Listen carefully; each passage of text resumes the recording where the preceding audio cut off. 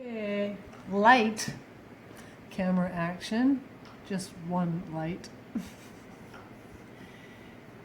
Today is November 22nd, and it is a Sunday. So, I had just read a moment ago, it was an article that came out in Music Connection, just came out in Music Connection a few days ago by Harvey Kubernick. And in the beginning of this article, he had mentioned Gary Wright. Gary Wright, apparently in his own book, mentions that he played keyboards, piano, organ, Wurlitzer, or harmonium on the entirety of All Things Must Pass. And he also mentions that the rhythm section shrank down to just George, Klaus, or Carl, Ringo, or Jim Gordon, and himself, and didn't even mention you. How do you feel about that?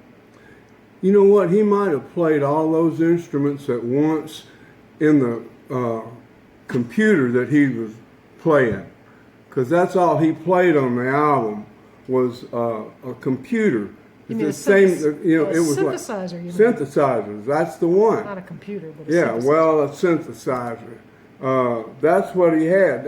He was playing that, and the other Gary Brooker was playing piano. Right. So he was principal what- piano player, but no, Gary Wright was wrong. He only played the synthesizer, and that was it.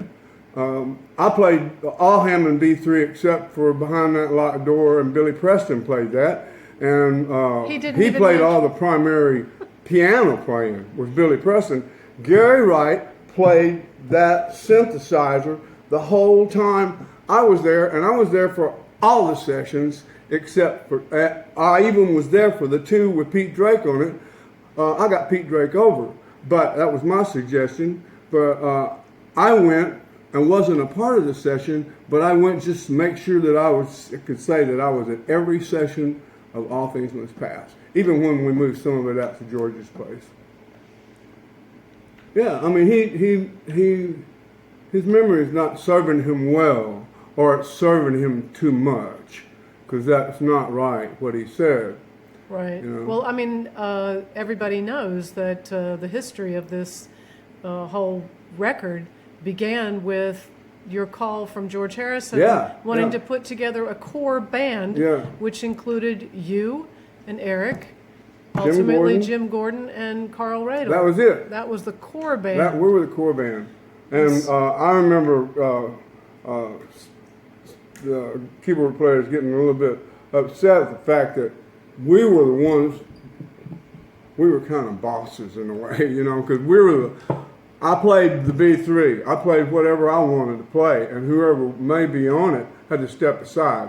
But I had that authority because that was what was supposed to be happening. But consequently, I played all the harmonium. Nobody else knew how to do it. Right. You know, then nobody knew how to do it. I played it. I came up with the idea and told George, I said, this is great stuff, but it's not rock and roll. All these songs don't need Hammond B3, me screaming with the B3, even though Let It Down sounds is killer with the B3 on Let It Down. Right.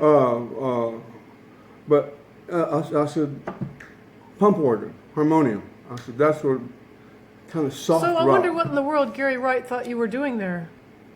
I don't know. I do not know. Nor do I care. You know, like my memory. My memory is good. At that point in time, he didn't really know George, did he? They had only just started their friendship, you know, right. And I think that he and George got tight after the All Things Must Pass. But, you know, I drifted away, you know, into my own world, and there's some people who was kind of clinging on to George, you know. Of course. But I don't know why anybody would have to claim such a lofty. I mean, I played electric piano once, and that was on Wah Wah, and it was backwards piano.